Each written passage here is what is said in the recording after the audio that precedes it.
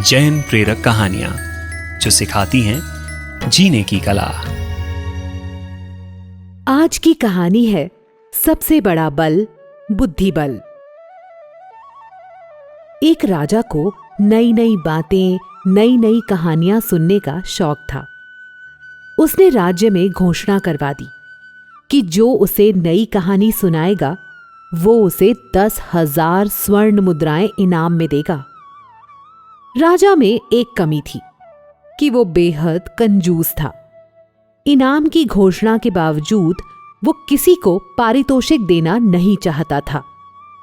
साथ ही राजा में एक खासियत भी थी कि वो जो भी बात सुनता उसे तत्काल वो दूसरों को सुना सकता था। इस तरह जो भी उसे कहानी या कोई बात सुनाता तो वो ये कहकर उसे नकार देता कि ये कहानी तो मैंने पहले भी सुन रखी है, और वो हूबहू दरबार में वापस सुना देता। राजा को इस बात की बेहद खुशी थी कि उसे नई नई चीजें भी सुनने को मिल जाती हैं और बदले में पारितोषिक भी देना नहीं पड़ता। धीरे धीरे बात पूरे राज्य में फैलने लगी। एक तीक्ष्ण बुद्धि वाले युवक को जब इस बात का पता चला तो उसे लगा कि ये तो राजा द्वारा प्रजा के साथ धोखा किया जा रहा है। मुझे राजा को इसका करारा जवाब देना चाहिए। उसने कुछ युक्ति खोजी और पहुंच गया दरबार में। युवक ने राजा से कहा, हे पृथ्वीनाथ, आज मैं आपसे जो बात करने जा रहा हूं वो आपने संभवतः पहले कभी नहीं सुनी होगी। राजा ने कहा, ऐसी बात है तो जरूर सुनाओ।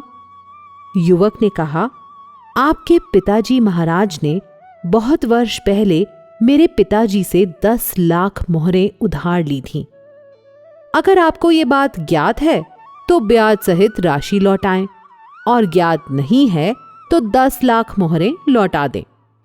ये सुनकर राजा का माथा चकराया कि अब करूं तो क्या करूं। हां कहूं तो भी फंसूं और ना कहूं तो भी फंसूं। अंततः राजा को 10,000 स्वर्ण मुद्राएं देकर ही युवक को विदा करना पड़ा।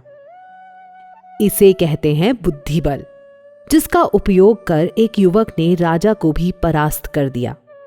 अगर कोई बड़ा आदमी जनता के साथ गलत करे तो हमें बुद्धि बल से उसे ऐसा सबक सिखाना चाहिए कि दोबारा उसकी ऐसी हिम्मत न हो सके। परमात्मा की आज्ञा के विरुद्ध कुछ भी कहा हो तो मिच्छामि दुक्कडम। जैनम जयतु शासनम। और जैन प्रेरक कहानियां सुनने के लिए जुड़े रहिए पार्श्वनाथ मीडिया के साथ।